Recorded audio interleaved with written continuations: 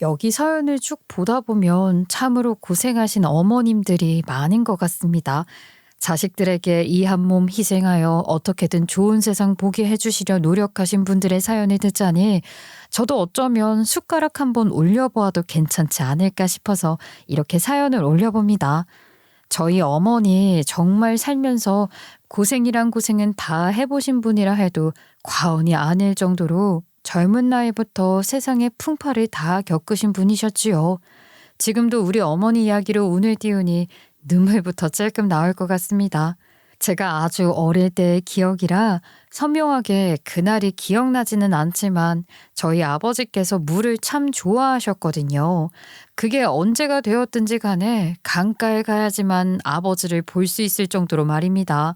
날이 조금 따뜻해지면 늘 낚시를 하셨고, 더워지면 수영을 하셨고, 추워지면 강이 얼기를 기다리셨다가 저희 자매에게 썰매를 태워주셨지요. 그랬던 저희 아버지께서는 어느 날 강에 들어가 수영을 하시다가 그대로 물속으로 가라앉고야 말았습니다. 정말 한순간에 일어난 사고였어요. 우리 아버지는 물개가 별명일 정도로 수영을 참 잘하셨던 분이셨고, 동네에 여름철이 되면 강에서 수영을 하거나 노는 아이들이 많았기에 스스로 나서서 안전구조 요원을 하겠다며 호루라기를 들고 봉사를 하시던 분이셨습니다. 물에 빠지는 사람이 있으면 언제든지 뛰어들어가 구해주셨고요. 그렇게 수영을 누구보다 잘했던 아버지께서 갑자기 물에 빠져 돌아가셨다는 게 믿어지기는 하겠습니까? 그런 우리 아버지가 강에서 돌아가시게 될 줄은 아무도 상상하지 못했습니다. 그 때문에 우리 어머니는 세상에서 제일 슬프고 어이없는 과부가 되고 말았지요. 그 이후부터는 혼자의 몸으로 저와 제 동생을 키워내셨습니다. 사고가 일어났을 때 동네 사람들 대부분은 우리 가족을 위로하고 안타까워했지만 몇몇 사람들은 뒤에서 수군거리기도 했었어요. 물론 대놓고 이런 이야기를 하지는 못했지만 우리 어머니가 없는 곳에서 알게 모르게 흉을 보는 사람들도 있었는데 우리 어머니 절대로 그런 이야기를 그냥 넘어가시는 분은 아니었지요. 장례식장에서 소란이 일기도 했거든요. 아유, 솔직히 꼴이 조금 그렇잖아. 아유, 어떻게 허구한 날 수영을 그렇게 하던 사람이 물에 빠져 죽냐니까. 수영 잘한다 자신만만해서는 여름이면 뭐 구조요원 한다고 설쳐대더구먼. 결국 일이 될 줄 알았다니까. 사람이 적당히 겸손해야지. 이건 뭐 눈꼴 시려우니까 하늘에서도 그리 데려간 거 아니겠어? 아유, 진천댁 아무리 그래도 그렇지 장가 와서 그런 소리 하고 있어. 아이, 그냥 조용히 있어. 형님 들으시면 또 난리 날 텐데. 형님 지금 애들 챙기느라 바빠서 우리가 뭔 이야기 하는지 궁금치도 않을걸. 별명이 물개라더니만 물에서 아주 개죽음 당한 거지 뭐. 아유, 형님 이제 혼자 애들 어찌 키워? 아이고머니나. 아유, 형님 언제 여기까지 오셨대요? 혹시 저희가 한 이야기 다 들으신 거 아니지라? 어디 남의 장례식장에 와서 그딴 이야기들을 짓거리고 있어. 지금 진천댁이 뭐라고 한겨?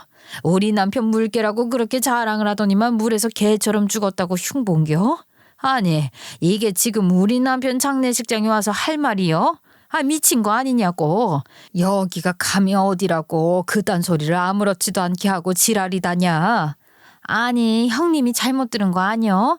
아니, 내가 뭘 개처럼 죽었다고 그래. 그냥 지나가는 말로 물개라더니 안타깝게 됐다 한 거지. 형님 그런 말 안 했수다. 증거 이슈? 괜히 생사람 잡지 마시고 딴 데 가서 잡아잉. 나는 여기 우리 형님 불쌍해서 온 거니까. 어디서 약을 팔고 구라를 치고 그려? 이 소리를 여기 와서만 했단가? 어제 우리 옆집 사는 미 엄마한테도 전화해서 그 지랄을 했다는 거 내가 모를 줄 알고. 아이고, 미 엄마가 내한테 전화해서는 진천댁이랑 말도 섞지 말라 하더라. 아주 무섭다 무서워. 내 앞에서는 살랑살랑 거리더니만 뒤로는 그런 호박씨를 까고 다녔어. 아니, 그 여편네는 왜 그런 말을 전하고 난리라냐. 형님, 아니 뭐 사실 맞잖소. 내가 그렇게 틀린 말을 한 것 같지는 않구먼. 아, 이게 뭐 형님 욕 보이려고 한 소리겠어? 형님이 안타까우니까 바깥 양반이 돌아가셔도 어찌 그리 돌아가셨냐 싶으니까 하고 댕긴 말이지. 연병 천병 떨고 앉았어. 니년이 나 사는 꼴 비웃고 싶어서 여까지 쫓아와서는 그런 험담하고 댕기는 건 모를 줄 알았어? 미 엄마가 오죽하면 속 이상해서 죽겠다며 상중에 있는 나한테 전화를 해가지고 그런 걸 다 일러 바쳤을까? 당장 나가. 아주 그냥 진천댁 머리털을 다 뽑아버릴라니까. 아이고 형님아, 내가 지금 여기까지 형님 위로해 주려고 온 건데 나보고 그냥 나가라고? 어찌 조문은 손님에게 그럴 수 있다냐. 너 같은 거 조문 안 와도 되고 자리 차지 안 해도 되니까 당장 나가라고. 네 입에 들어가는 우리 남편 장례식장 음식이 아까워 죽겠다. 당장 나가. 어머니께서는 장례식장에서도 뒷말을 하는 사람을 잡아다가 혼쭐을 내주셨지요. 상중에 어린 두 딸을 챙기느라 정신이 없으셨을 텐데 어머니는 참지 않으셨어요. 저와 동생에게도 이런 소리를 들었을 때 절대 참으면 안 된다고, 서로 기분 상하지 않으려고 참고 넘어가면 결국에는 호구 잡히는 일이라고 단단히 일러두셨지요. 그 덕에 동생은 동네에서도 쌈닭으로 유명할 정도로 자기 욕을 하고 다니는 사람들을 하나하나 혼내주고 다녔었는데, 반면 저는 성격이 영 피하는 게 상책이라는 생각만 들더라고요. 아무튼 동네가 워낙 좁다 보니까 이래저래 말이라는 게 다 흘러들어오기 마련이었지요. 어머니께서는 누군가가 저희 가족을 보고 뒷말을 하는 것을 삼키지 않고 다 듣고 뱉어내셨어요. 저는 우리 어머니가 왜 저렇게 두세 개 나올까 했었는데 그게 전부 저와 제 동생을 위해서라는 것을 알게 되었습니다. 든든한 어머니가 뒷배를 지키고 있다는 것을 사람들이 알아야 저와 제 동생이 무시를 받지 않을 수 있다는 것이었지요. 그때가 워낙 8, 90년대 시절이라 과부가 혼자 두 딸을 키운다는 것은 딱 뒷말 나오기 좋은 주제였거든요.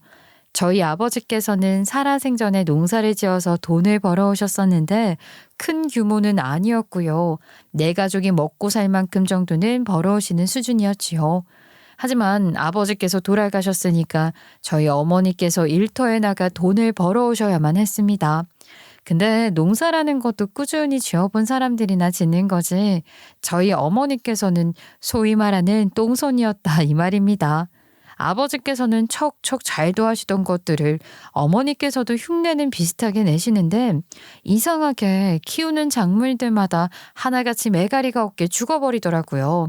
결국에 저희 어머니께서는 아주 큰 마음을 먹고 저희가 가지고 있는 집과 밭을 팔았고 서울로 이사를 가기로 결정하셨습니다. 서울이라는 곳에 막연한 꿈과 상상을 가지고 있었던 저희 자매는 어머니의 속도 모르고 엄청나게 기뻐했지요. 엄마, 우리 진짜 서울로 이사 가는 거요? 그러면 나 이제 도시 사는 거네. 서울에 가면은 놀이공원도 있고 엄청 큰 빌딩도 있고 물건 파는 가게들도 많다 하던디. 그래 맞다. 우리 서울로 이사를 갈 거요. 거기는 번잡스러운 동네라 지금처럼 혼자 밖에 나가서 꽃도 따고 개구리도 잡고 그럴 수 없는 거 알지? 아이, 그런 건 좀 불편하겠다. 그래도 밖에 나와서 친구들이랑 같이 뛰어놀다가 간식도 먹고 하는 게 재미가 있었는데. 그래도 여기처럼 좁은 우물에 갇혀 사는 것보다야 훨씬 나을 게야. 여기 있어봐야 돌아가신 네 아버지만 그립지 않겠니? 우리도 이제는 다 털고 새 출발 한번 해보자. 저희는 그렇게 큰 마음 먹고 서울에 왔는데 막상 오니까 정말 도시 생활이라는 게 녹록지가 않더라고요. 매일같이 풀밭에서 뛰어놀면서 개구리 잡고 매미 잡고 하다가 본격적으로 공부라는 것을 해야 했으니까요. 서울에 사는 애들은 어릴 때부터 유치원이라는 곳을 다니면서 한글을 다 뗐다는데 저랑 제 동생은 논밭에서 뛰어놀 줄이나 알았지 한글 공부 같은 것은 그냥 대충 하고 말았단 말이죠. 어차피 학교 가면 다 배우는 거 아니냐 하면서요. 그러니까 다른 도시 아이들에 비해서 저희 자매의 수준이 떨어지지 않겠어요? 초등학교에 들어가서 한글을 배우면 되는 줄 알았는데 알림장을 받아 적으라고 하시더라고요. 애들은 미리 배웠으니까 또박또박 잘도 쓰는데 한글을 대충밖에 몰랐던 저는 매일같이 알림장을 개판으로 적어와야 했지요. 거기다가 수업 진도도 못 따라가고 받아쓰기 시험도 맨날 20점, 30점을 받아오고 그랬어요. 저희 어머니는 그 꼴을 보고 안 되겠다 싶으셨나 봐요. 너희가 개판사판으로다가 학교 다니는 꼴 더 이상은 못 보겠다. 이왕 서울에 자리 잡은 거 공부 한번 제대로 시켜보자. 집 팔고 땅 판 돈으로다가 너네 공부 뒷바라지 할 거다. 저와 동생은요, 서울 아이들의 교육 수준을 따라가기 위해 정말 열심히 공부를 해야 했어요. 그렇게 저희 자매는 매일같이 충청도를 그리워하며 살았죠. 엄마, 지금은 원래 애들이랑 논밭에서 뛰어놀 시간인데, 우리 놀이터 잠깐만 갔다 와서 공부하면 안 돼요? 되겠니? 놀이터에 애들 하나 없더라. 절대로 뒤처지면 안 되는 법이야. 가뜩이나 애비 없이 자랐다 하면 색안경 끼고 보는 세상인데 무시당하고 살면 되겠어? 공부라도 똑소리 나게 잘해야 어디 가서 무시 안 받는 법이야. 다 너희한테 득이 되는 일이니까 군소리 없이 해. 우리 어머니께는 아버지가 일찍 돌아가신 게 천추의 한이 되었던 것입니다. 저랑 제 동생은 정말 엄격하게 자라야만 했어요. 아빠가 없는 티를 내면 안 된다고 사람들에게 무시받는다는 어머니의 신신당부가 있었기 때문이었죠. 학원을 다니면서 공부를 시작하고 난 뒤에 저랑 제 동생은 성적이 많이 뛰었지만 그만큼 어머니의 교육열에 대한 불만도 존재할 수밖에 없었어요. 당시 8살, 9살이면 한창 놀고 싶을 때잖아요. 신기한 놀이기구가 있는 놀이터에서 뛰어놀고 싶은데 학교가 끝이 나면 늘 학원에 다녀야 했으니까요. 물론 그때는 학원이라고 부르긴 했지만 집에서 이루어지는 공부방 같은 곳이긴 했죠.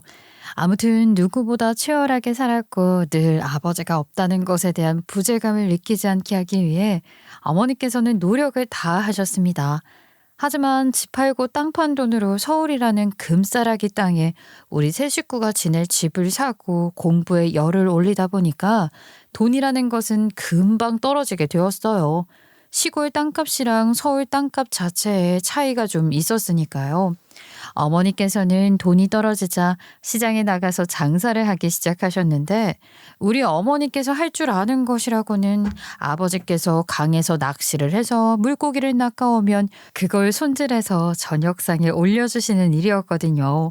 물론 집안일이야 죄다 안 보고도 척척 잘하시지만 이거는 돈을 벌어야 하는 입장이었으니까요. 나무를 갑자기 어디서 캐올 수도 없는 거고 생선을 도매로 싸게 받아다가 손질을 해서 시장에서 팔기 시작하셨죠. 그 사실을 저는 부끄럽게 생각하지 않았었는데 제 동생에게는 그게 놀림거리가 되었나 보더라고요. 민영이 몸에서는 생선 비린내가 엄청나게 나. 엄마가 생선 장사한다 그랬나? 일하다가 민영이까지 생선 내는 거 아니야?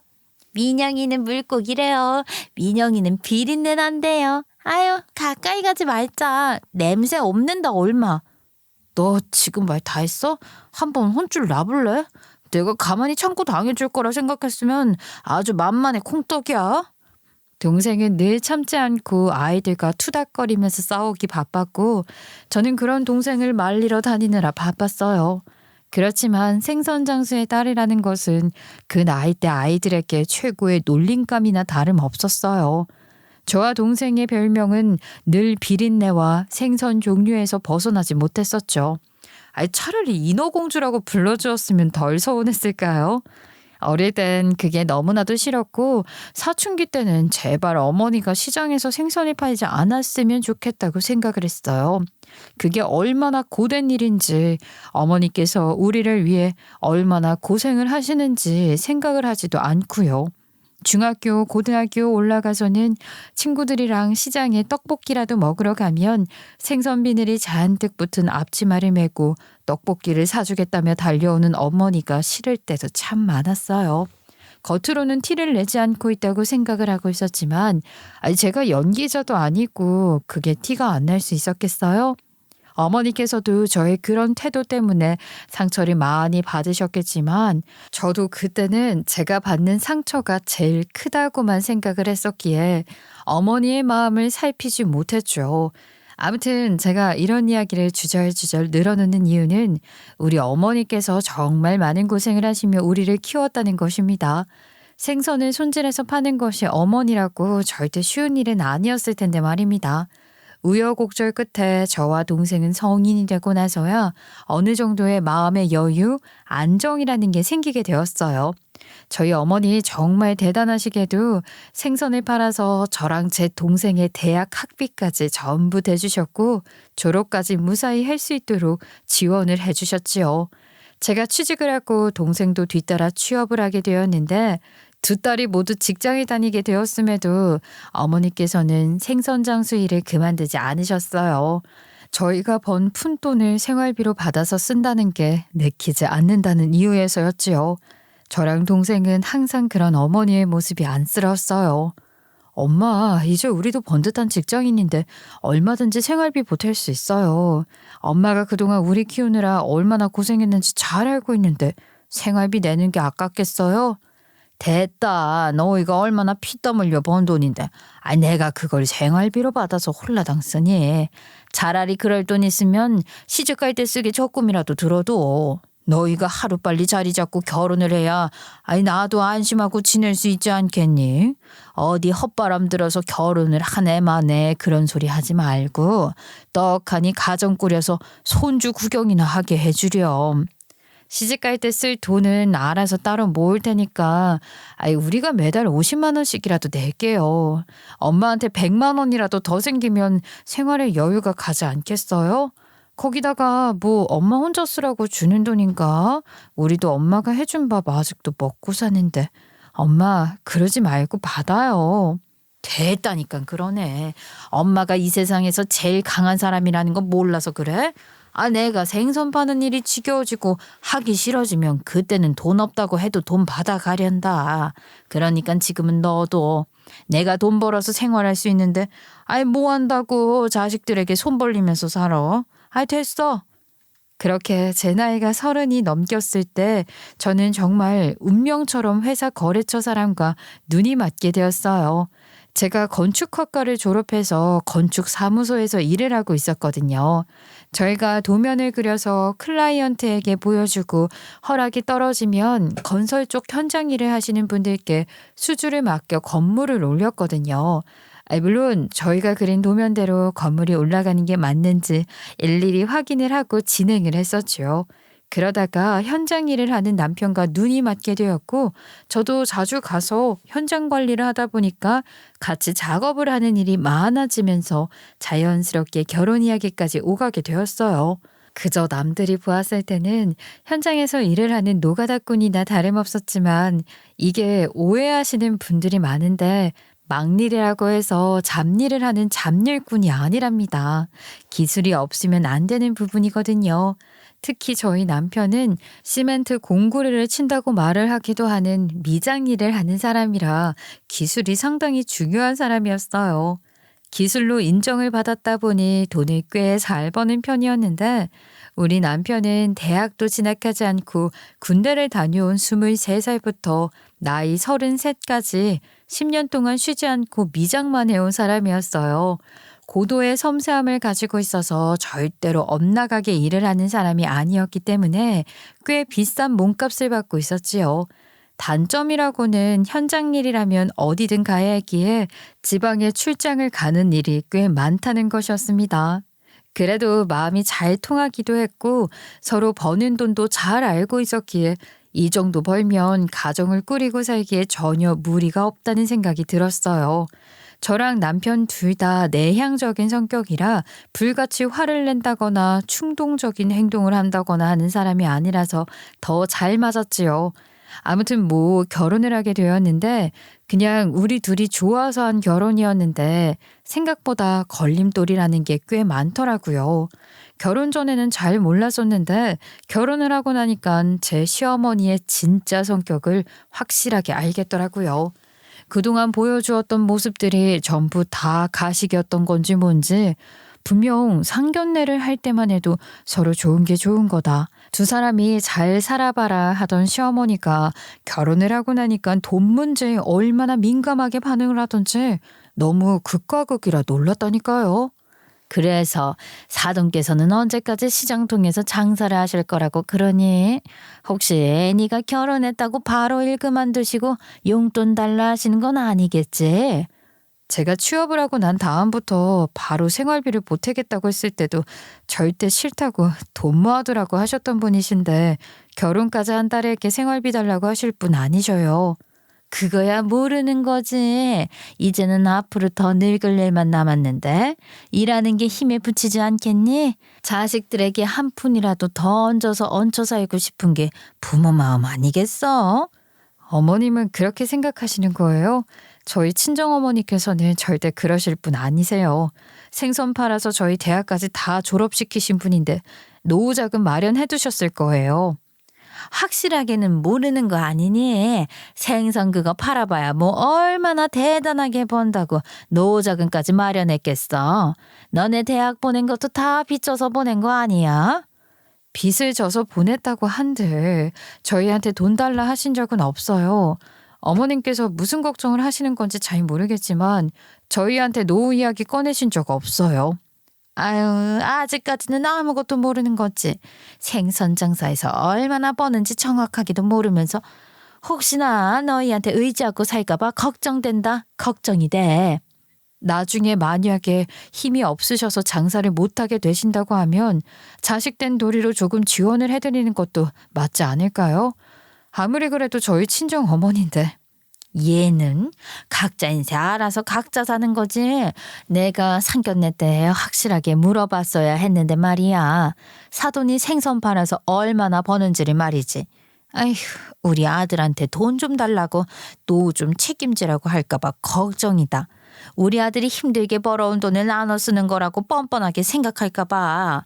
그러면서 마치 난감하다는 듯 손으로 부채질을 하는데 제가 남들에게 싫은 소리를 잘 못하는 성격이지만 이건 아니다 싶더라고요. 이거야말로 저희 친정어머니를 무시하는 태도 아니겠어요? 분명히 제가 생활비 달라고 이야기를 하신 적 없다 말을 해도 자기 아들 돈 나눠 쓸까봐 걱정이라고 하니까 기가 막히더라고요. 이런 건 그냥 넘어가서도 안 되고 참아서도 안 된다는 생각이 들어서 말을 했어요. 어머님께서 저희 친정어머니를 어떻게 생각하시는 건지 잘 모르겠지만 저희 어머니 자식들에게 단 한 번도 용돈 달라 해보신 적이 없는 분이셔요. 그리고 앞으로도 그럴 일 절대 없을 거라고 하셨었고요. 오히려 생활비는 제가 드리고 싶어서 안 달려는걸요. 제가 아직은 떡하니 집을 해드릴 수 없는 주머니 사정이긴 하지만 저희 어머니 평생 사실 집도 있으시고 생선 장수한다고 해서 돈이 부족하거나 하지는 않으니까 오해는 안 하셨으면 좋겠어요. 아니, 내가 뭘 오해를 했다고 그러니? 뭐 어디 방송에서만 봐도 생선 파는 일이 고되긴 고되고 돈은 안 된다고 들은 것 같아서 한 말이지. 그게 남아봐야 얼마나 남겠냐고. 그런 거 아니라면 됐어. 내가 괜한 말을 했네. 어찌됐든 사돈댁이 먼저 생활비 거절한다는 소리 아니야. 그 마음 평생 가셨으면 좋겠네. 우리 아들 부담도 안 되고 말이야. 한숨이 절로 나왔지만 뭐 어쩌겠어요. 일단 시어머니가 꼬리 한번 숙였으니 넘어갔죠. 근데 우리 시어머니도 상당히 걱정스러워하는 부분은 따로 있었죠. 생활비 문제보다 더한 문제가 있었거든요. 바로 시집을 간 첫째 딸이었어요. 이 딸이 또 의외의 복병이었거든요. 시어머니를 닮아서 그런 건지 뭔지 뭐 제 눈에는 아주 똑 닮긴 했거든요. 아주 경거망동의 극치를 보여주는 사람이었다 이 말입니다. 20대 초중반에 사고를 쳐서 결혼을 했는데 돈도 없고 집도 없이 결혼을 했을 거 아닙니까? 아직까지도 새방에서 힘들게 살면서 애 하나 키우고 있었어요. 모 시어머니에게 들은 말로는 둘째를 가지겠다고 설쳤다 하던데 시어머니가 쌍욕을 퍼부었다고 하더라고요. 엄마, 나 애 하나 더 낳을까? 애가 좀 크니까 그 어린애기가 너무 보고 싶은 거 있지. 이제는 다 키워서 그런지 사근사근하게 굴지도 않고 말이야. 갓난아기가 포가 안 겨우는 그게 너무 그리운 거야 글쎄. 나 애 하나 더 낳아서 그런 재미 좀 보고 살까? 이게 미쳤나? 애 하나 키우는 것도 돈 없어서 버거워하는 주제 누굴 힘들게 할 생각이야. 그리고 네가 갓난아기 키울 때 어디 제대로 돌보기나 했어? 맨날 너한테 맡기고 나가 놀기만 했지. 원래도 우리 집에 자주 오면서 애 하나 더 낳으면 얼마나 더 자주 올 거야. 나도 내 시간 좀 보내고 살자. 우리 집에 쳐들어와서 애 맡기고 나가 놀 생각하지 말고 말이야. 내가 아주 속이 터져 죽겠다 죽겠어. 돈이라도 많이 벌어서 집 하나 떡하니 샀으면 몰라. 새빵 살면서 무슨 애를 또 낳겠다고 그래. 아유 잔소리. 내가 무서워서 무슨 말을 못 꺼내겠네. 알겠으니까 그만하세요. 그런 신우도 정말 대책 없었죠. 아무튼 결혼을 하고 남편이랑 결혼 생활을 시작했을 거 아닙니까? 근데 이놈의 시댁은 전생에 무슨 물귀신이었나 자꾸 저희 친정집 사정을 붙잡고 늘어지는 게 아니겠어요? 어버이날이나 명절만 되면 저에게 단골 질문이 날아오곤 했었죠. 너네 친정에는 말이야 용돈 얼마나 찌어들였냐? 너네는 뭐 받아온 게 있기는 하냐? 돈은 좀 찔러주시디? 혹시 그 생선으로 받은 건 아니지? 아이, 어머님, 너무 말을 막 하시는 거 아니에요? 저희 친정어머니께서도 명절이라도 진수성찬 차려주시고 용돈도 따로 챙겨주셨어요.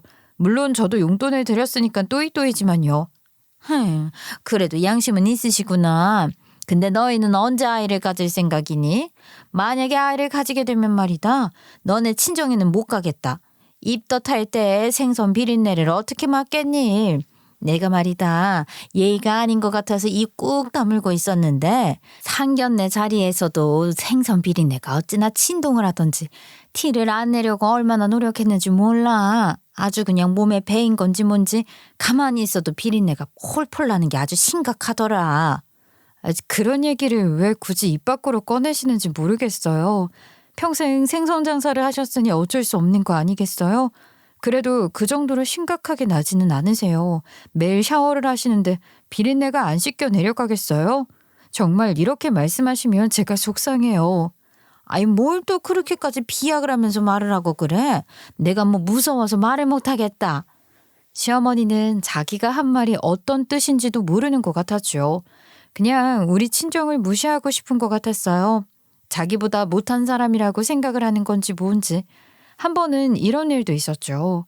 신우가 시댁에 와 있었는데 제가 남편 부탁으로 시모께 전해드릴 게 있어서 가게 되었거든요. 시댁에서 신우를 딱 마주쳤는데 저를 보고 그러더라고요. 옳게. 아니 생선 장사 같은 거 하면 굴미나 조기 같은 것들 파는 거 아니야? 그런 거 있으면 우리 애 좀 먹이게 가지고 와봐. 도대체가 생선 대가리 구경도 못하네. 예, 시장 바닥에서 장사를 하는 게 그렇게 좋은 생선들이나 있겠니? 아니 나는 말이다. 시장 생선은 절대 안 사 먹어. 파리가 얼마나 꼬이는지 알잖니? 생선에 파리가 알이라도 까봐라. 큰일을 니지 않겠니? 거기다가 위생도 별로고 생선 눈깔들도 죄다 돌아간 것 같고 도대체 그런 걸 사 먹는 사람들은 어떤 사람들이래니? 궁금해 죽겠다. 아유 또 엄마 말 들어보니까 그런 것 같네. 시장 생선들 다 길바닥에서 파는 것들이라 위생이 별로긴 하지. 아 그런 거 먹으면 식중독 걸리는 거 아니야? 그러게 말이다. 예, 너는 먹어봤을 거 아니니? 혹시 식중독 같은 거 걸린 적 없어? 맨날 먹어서 내성 생긴 거 아니야? 아니면 생선집 딸이라 제대로 된 생선 못 먹고 맨날 대가리나 남들 안 먹는 부위 가지고 와서 먹었을지도. 두 사람이 저를 앞에다가 두고선 낄낄거리면서 이야기를 하는데 미쳤나 싶더라니까요. 아무리 그래도 사돈 집안 이야기인데 저렇게 아무 말이나 막 하는 게 상식적이지는 않잖아요. 아무리 저희 집안을 무시하고 싶다고 해도 유분수지 사돈댁에 대한 예의가 전혀 없는 행동 아니겠어요? 제가 아무리 싫은 소리를 못하는 성격이라 하지만 그냥 넘어가면 호구된다는 친정어머니의 말이 귀에 확 꽂혀 들어오더라고요. 정말 한평생 바뀌지 않은 성격을 결혼하고 나서 시어머니와 신우 덕에 바꾸고 있었다니까요. 얼마나 어이가 없던지. 순간 이렇게 무시를 당하면서 내가 왜 이 사람들에게 존칭을 써주고 존대를 해줘야 하는 건가 싶더라고요. 마음 같아서는 머리채라도 잡고 반말로 바락바락 악을 쓰고 싶었지만 그럴 순 없었죠. 하지만 언젠가는 꼭 한번 그렇게 난동을 부리겠다고 결심 또 결심을 하게 되었어요. 아니, 제가 왜 제대로 된 생선을 못 먹어봤겠어요. 아무리 시장에서 장사를 한다고 해도 위생관리 열심히 하고 있어요. 비싼 생선들도 당연히 팔고요. 저희 엄마한테 생선 한 마리 사본 적도 없으시면서 왜 말을 함부로 하고 그러세요? 이런 건 경우가 아니죠. 저한테 지금 당장 사과하셔요. 저희 친정어머니를 무시한 그 말들도 전부 다요. 와, 왜 이렇게 열받았나 보다. 경우가 아니래. 우리가 뭐 없는 말 치여서 한 것도 아니고. 우리 동네 시장에서 장사하는 생선 가게들은 다 위생이 별로던데. 그래서 한 말이지. 아니 괜히 생선 얻어달라고 했다가 먹고 탈라면 그건 또 누구한테 얘기를 하겠어? 미리미리 조심하자는 거지. 내가 뭐 틀린 말 했어? 이렇게 그러지 말고 흥분을 가라앉혀봐. 누가 생선을 나눠준다고 하긴 했나요? 형님께 생선 드릴 마음도 없으니까 김칫국 드시지 마세요. 저희 엄마가 저에게 용돈 요구 안 하듯이 저도 그런 거 요구 안 하니까요. 제가 딱 정색을 하고 그렇게 말을 하니까 다들 뭐 꿍시렁꿍시렁 거리는데 남편이 시어머니한테 전해달라고 한 물건만 대충 건네주고 나왔어요. 열받아 죽겠더라고요. 거기서 1분도 더 자리하고 싶지 않았습니다. 아니 어떻게 된 게 초등학생도 아니고 직업에 귀천이 어딨다고 자랑스러워 맞이하는 우리 친정어머니를 욕보이는 건지 정말 무식하게 구는 사람이 누군지 제대로 한번 생각을 해봤으면 좋겠더라고요. 우여곡절 결혼 생활 1년이 지나고 제가 임신을 하게 되었어요. 그런데 글쎄 시어머니가 제가 임신을 했다고 하니까 아주 난리가 난 게 아니겠어요? 예, 임신도 했는데 이제는 친정에 가지 마라. 애한테 생선 비린내 옵는다. 애 피부에 물고기 비늘이라도 붙은 것처럼 오돌토돌하게 되면 어떡하냐. 다 우리 손주 생각해서 하는 말이니까 귀담아 듣도록 해. 아니 내가 뭐 사돈이시라서 하는 말이겠니? 임신했으니까 조심하자 이거지. 아니 어머님이 저 몸조리 해주실 것도 아니고 제가 뭐 먹고 싶다 필요하다 할 때마다 수발 들어주실 것도 아닌데 그럼 친정엄마가 도와주셔야지 누가 도와줘요? 그리고 비늘이 붙은 것처럼 애 피부가 오돌토돌이라니 상식적으로 그런 생각을 하는 사람이 누가 있겠냐고요. 어머님 제발 저한테 그런 소리 좀 하지 마세요. 아니 몸조리 하는 거야 이미 애 낳았으니까 괜찮고 뭐 먹고 싶은 게 있다 필요한 게 있다 하는 거나 잠깐 보는 거야 괜찮지 않겠니? 그저 우리 손주한테 비린내 옮지 않게만 해라 이 말이지. 아니 내가 언제 상식 없이 굴었다고 그래? 본인이 귀찮은 건 하기 싫고 친정어머니는 괜히 무시하고 싶으니까 저런 말을 꺼낸 거겠죠. 시어머니의 심보가 아주 그냥 못해 처먹은 게 팍팍 티가 나더라고요. 거기까지만 했으면 저도 적당히 한 소리 하는 걸로 끝을 냈을 텐데 선을 기어코 넘더라고요. 친정어머니께서 일찌감치 남편을 잃었잖아요. 그 이야기를 들먹이면서 말을 하는 거예요. 이게 정말 사람이 할 짓인가요? 솔직히 안 싸더니 말이야. 과부가 되었잖니. 괜히 이런 시기에 가까이 했다가 애가 잘못되기라도 하면 내가 오죽 걱정이 되면 이러겠니? 안 싸더니 남자랑은 인연이 없는 것 같다. 자식도 딸만 둘 낳고 남편도 먼저 하늘로 보내버렸으니까 말이야. 괜히 임신한 너한테 부정이라도 탈까봐 그러는 거지. 내가 왜 이렇게까지 말을 하겠어? 네가 좀 알아서 잘 피하고 그러면 안 되는 거야? 아유 이런 말 하는 나도 마음이 편치가 않단다. 어머님, 지금 무슨 말씀을 하시는 거예요? 불편한 말을 굳이 해 가시면서 서로 기분 상할 일을 왜 만드시냐고요. 지금 저희 친정어머니께 뭐 이상한 저주라도 붙었다고 말을 하고 싶으신 거예요? 세상에 팔자 타령을 하셔도 이런 걸 믿으시는 분인지는 꿈에도 몰랐네요. 아니 내가 뭐 없는 소리 한 것도 아니고 괜히 가부가 되었다고 하니까 불길한 기분이 들어서 가까이 하지 않았으면 좋겠다는 거 아니겠니? 미리미리 조심해서 나쁠 거 없잖니. 어머니, 진짜 지금 기가 막힌 소리 하고 계시는 거 알고 계시죠? 지금 그 말은 저희 친정집을 무시하는 거나 다름없는 말이라고요. 솔직히 내세울 게 없는 집안인 건 맞지 않니? 모양 빠지긴 하잖아. 나라도 뭐 이렇게 말을 하는 게 편하겠어. 그러니까 불편하시면 입 밖으로 꺼내지 마시라니까요. 어머 옳게 지금 뭐라고 했어? 내가 가만히 듣자 하니까 우리 엄마가 틀린 말 한 것 같지도 않은데 뭐 이렇게 예민하게 반응을 하고 그래? 뭐라고 하긴요. 그 입 다물라 했어요. 할 말이 있고 못할 말이 있는 거지. 아니 어떻게 사람 면전에다가 대놓고 형님 같으면 어머님이 형님 시댁 식구들에게 무시당하는 거 참을 수 있으세요? 그러면 자식도 아니죠. 저도 똑같이 제 가족 욕하는 거 무시하는 거 참을 수 없어서 하는 말인데요. 왜요? 아주 그냥 2대1로 편먹고 싸웠다니까요. 사람이 뇌가 없고 경우가 없어도 그렇지 어떻게 우리 친정엄마를 그런 식으로 무시를 할 수가 있냐고요. 그렇게 임신 기간 내내 일부러 보란 듯이 친정어머니 옆에 딱 달라붙어 있었어요. 우리 친정어머니의 냄새라서 그런 건지 제가 음식 냄새를 하나도 못 맡을 정도로 입덧을 했는데도 친정어머니 몸에서 나는 비린내는 괜찮더라고요. 이게 바로 진정한 가족의 힘인가 싶은 생각도 들었어요. 아무튼 임신 기간 내내 친정어머니가 해준 밥에 친정어머니께서 구워준 생선에 일부러 보란 듯이 더 친정에서 시간을 보내고 밥 얻어먹고 그러니까 시댁에서 더 말 못하더라고요. 10달 꽉 채워 품은 우리 아이 무사히 자연 분만도 했고 애도 건강하고 산후조리도 조리원 들어갔다 나와서 친정어머니께서 혹시나 제 몸이 상할까 조리를 마저 다 해주시며 저를 살펴봐 주셨어요.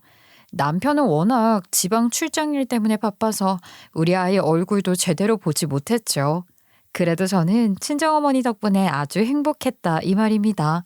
시댁에서도 친정어머니만큼 저를 보살펴 줄 수가 없으니까 아무 말도 못 하셨고요. 우리 친정어머니 무시해서 싸운 것 때문에 괜히 제 눈치 보이고 친정 눈치가 보이니까 저희 부부 사는 집에 손주 보러 자주 오지도 못하고 그러셨죠. 제가 아이 출산한 다음에 시어머니에게 대놓고 그랬거든요. 어머님께서 저 임신 기간 내내 우리 친정어머니를 두고 불안하네 어쩌네 하시면서 생선 이야기 내내 하셨죠. 애 피부가 어쩌니 저쩌니 하시면서요. 근데 제 아이 멀쩡하게 잘 태어났는걸요? 매일같이 친정집에 붙어 있었는데도 말이죠.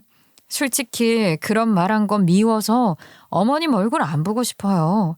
제가 어머님 미워해서 우리 아이까지 미워하게 되면 어떡해요? 남편 피도 섞여 있는데 그렇게 생각할 수도 있잖아요. 뭐야? 지금 나한테 손주 보러 오지도 말라는 거야? 내가 우리 손주를 얼마나 끔찍하게 아끼면 사돈댁이 물고기 비늘 벗기니까 그거 옮아가서 애 피부가 이상하게 물고기처럼 나올까봐 걱정까지 했겠냐고. 다 우리 손주 걱정해서 한 말이지. 너네 친정 무시하려고 한 말이겠니? 엄마 미쳤어? 그런 이야기를 우리 와이프 앞에서 했다고? 사람이 어떻게 그런 소리를 면전에 대놓고 아무렇지도 않게 할 수가 있어. 진짜 그런 일이 있었을 줄은 상상도 못했네. 엄마 오지 말아요. 나 같아도 불편해서 엄마 얼굴 보기 싫겠다. 어떻게 생각이 없어도 그렇지? 장모님을 두고 그런 말을 할 수가 있어. 우리 애 보러 아무 때나 올 생각하지 마. 우리 와이프 스트레스 받는 거 더 이상은 보고 싶지 않으니까.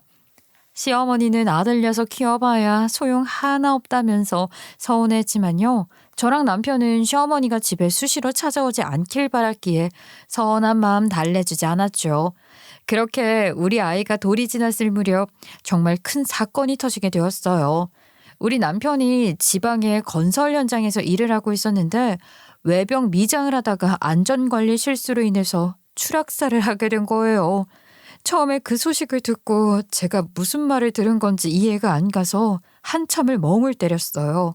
갑자기 추락사라니 이게 말이나 되는 소리겠어요?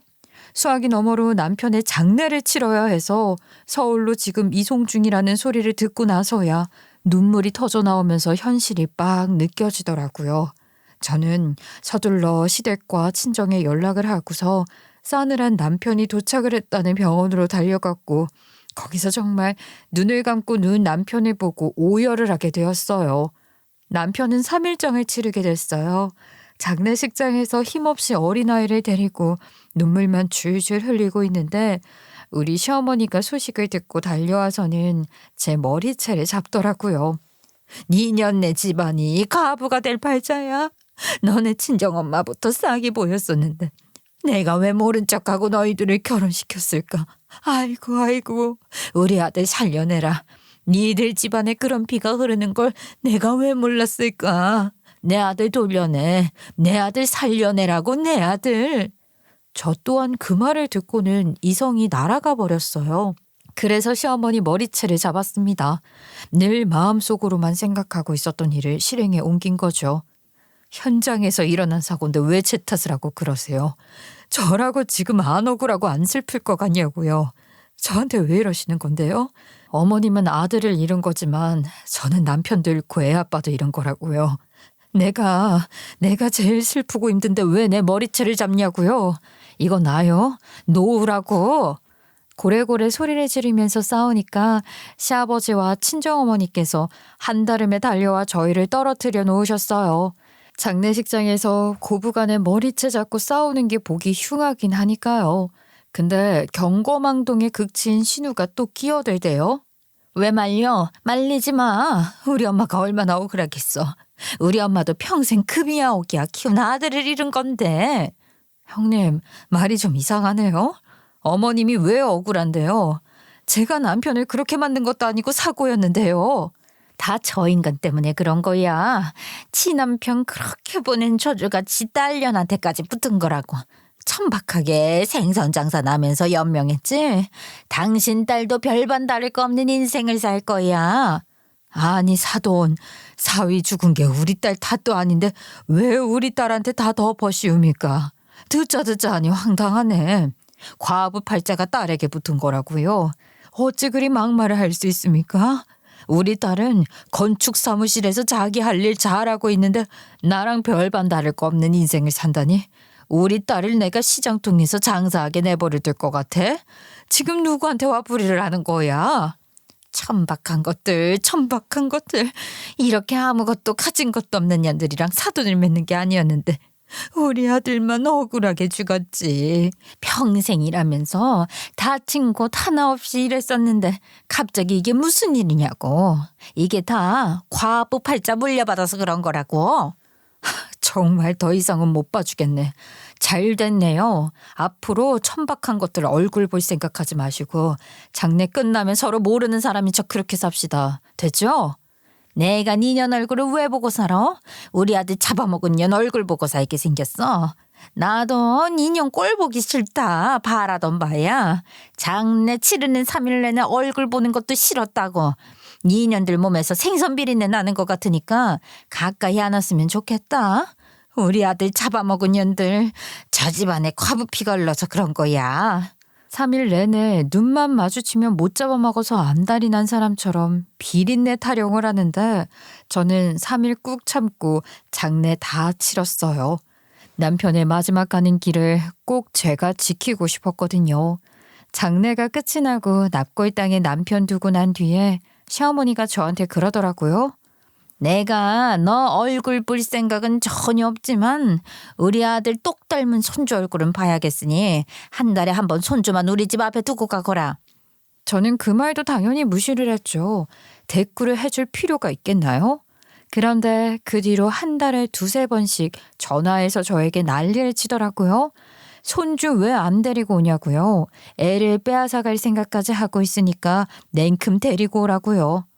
그 어린아이를 문 앞에 두고 가라고 말을 하는 것부터가 상식적이지가 않네요. 아이가 더 큰 뒤에 보고 싶다고 스스로 의사표현을 하면 몰라도 지금은 싫습니다. 우리 아이한테 제가 없는 사이에 무슨 이야기를 할 줄 알고요? 매야, 지금 나랑 내 손주 사이까지 끊어놓으려고 하냐? 네가 키우다가 우리 손주 목숨까지 날아가는 건 아니고 우리 손주 내가 키우겠다. 과부의 피가 흐르는 집안에 우리 손주도 따가는 단명할 거야. 아주 그냥 고사를 지내지 그러세요? 2번 다시는 전화하지 마세요. 자꾸 이러시면 모욕죄로 고소라도 넣을 겁니다. 시어머니 번호를 차단해버렸더니 저희 친정어머니께 전화를 해서 또 난리를 치셨더라고요. 저도 1-2번은 그냥 참았죠. 근데 4개월이 넘어가는데도 자기 아들이 사고로 죽은 분풀이를 저와 친정어머니께 하는데 이걸 제가 언제까지 무시하고 참을 수는 없겠더라고요. 지렁이도 밟으면 꿈틀하는데 오기와 도끼로 가득 찬 사람을 건드렸으면 그에 걸맞은 대우를 해줘야 하지 않겠어요? 그동안 무시를 당했던 것도 서러워 죽겠는데 이제는 별걸로 다 난리를 치니 그냥 넘어가면 안 되죠. 저도 미친 사람에게는 미친 짓으로 대응을 해야 한다고 생각을 했어요.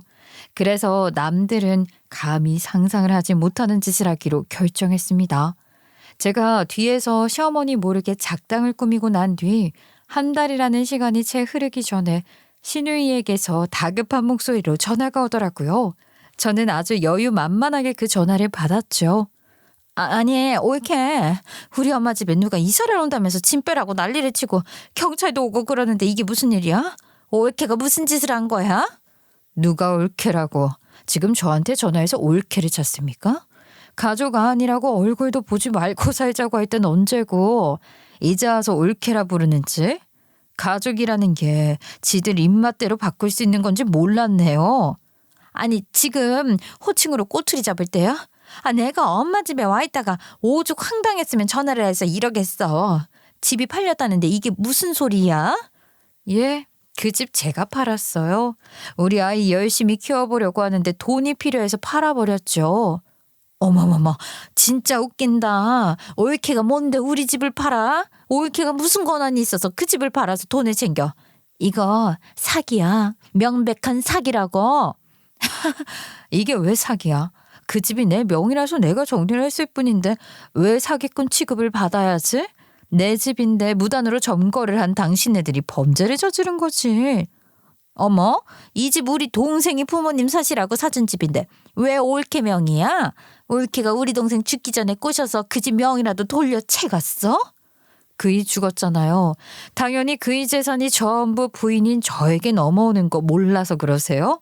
그것도 몰랐으면 바보 맞고요. 남편이 가진 재산 정리하면서 그 집 역시 제 명의로 왔어요. 남편이 결혼하기 전에 열심히 모은 돈으로 시부모님께 사준 집이었으니까 그 집을 팔 생각은 전혀 하지 않았었어요. 어차피 그 집 아니면 지낼 곳도 없는 사람들이니까 그냥 내버려 두려고 했었는데 장례식 날부터 지금까지 모든 걸 제 탓으로 돌리고 저뿐만 아니라 친정어머니께도 난리를 치는 그 인간의 작태를 더 이상은 못 참겠더라고요. 다른 사람도 아니고 우리 가족을 건드리는데 참고 넘어가면 병신 중에 병신 아니겠어요? 그래서 사람들이 손가락질을 할지 모르겠지만 냅다 그냥 그 집을 팔아버렸죠. 제 명의인데 어쩔 거예요? 당연히 제가 팔아치운 걸 알게 된 시어머니랑 신우가 저희 친정에 찾아와서 난리를 쳤죠. 네가 뭔데 우리 아들이 사준 집을 팔아. 우리 아들이 유일하게 우리한테 남겨준 건데 얼른 다시 돌려놓으라고. 제가 왜요? 그렇게 못하겠는데요? 이미 명의는 제가 다 받았고 제가 세금 내는 집인데 뭐 한다고 그 집에 당신네들을 세게 내버려 두겠어. 나도 자식 키우려면 큰돈 필요해.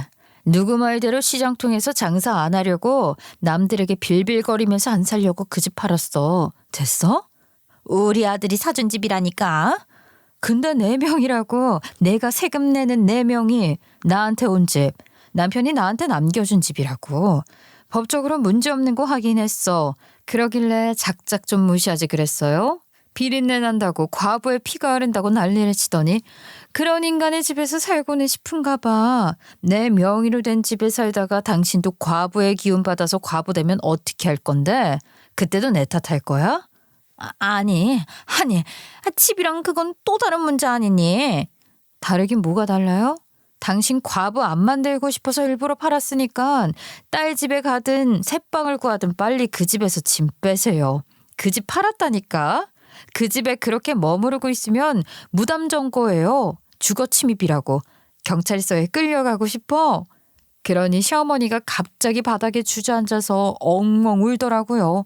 뭐 돈도 없고 가진 게 없는데 당장 어디 가서 살아야 하냐고. 배은망덕하다면서 집을 돌려내라고 하는데 제가 왜 이런 원망 섞인 넋두리를 가만히 들어줘야 하는지요. 그럴 필요 없잖아요. 남 되자고 한 것도 그들이 먼저였고요. 말로 천냥빚도 갚는다는데 아줌마 입방정으로 이렇게 일이 되었다는 거 왜 아직도 몰라요? 저한테 사과하세요. 내가 왜 너한테 사과를 해? 절대 못해. 됐어. 그 집 없어도 나 잘 먹고 잘 산다. 정말 2번 다시는 엮이지 말자. 그러더니 나가더라고요. 사실 저에게 제대로 진심으로 사과만 했어도 어떻게든 제가 집 얻을 돈은 쥐어주려고 했는데 말이죠. 남편이 이런 결말을 바라진 않았을 것 같아서요. 그렇게 쫓겨난 시부모가 어디로 가겠어요. 결국 신우네 집으로 들어갔다고 하더라고요. 어떻게 알았냐고요? 신우가 죽는 소리를 내면서 저에게 연락을 했거든요. 옳게 정말 미안해. 나 한 번만 살려줘. 우리 엄마 아빠 어디 갈 곳 없어?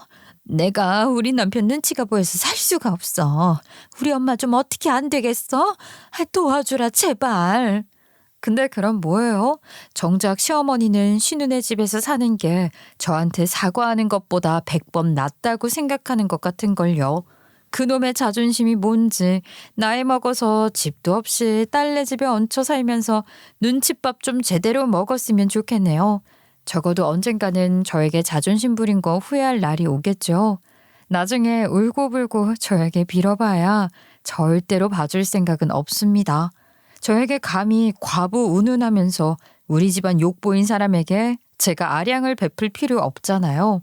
그들이 눈치를 보면서 살든 말든 제 알 바 아니랍니다.